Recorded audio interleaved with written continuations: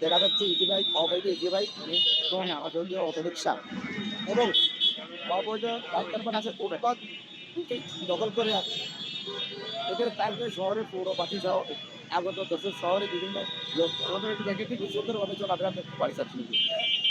গত কয়েকদিন আগে ডিসি অফিসে মিটিংয়ের সিদ্ধান্ত মোতাবেক আমরা গত 3 দিন মাইকিং করেছি।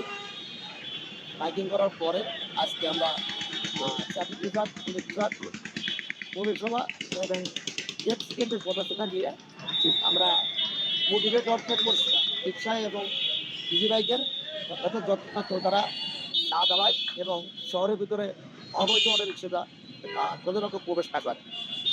আমরা সেই কাজের চলমান আছে যে এই সপ্তাহ ধরে কাজ চলমান থাকবে। এইখানটা আমরা আশা করি অচিরেই যখন সহজকে গান লক্ষ্য শহর করতে পারে সবাইকে দেখতে পাচ্ছি।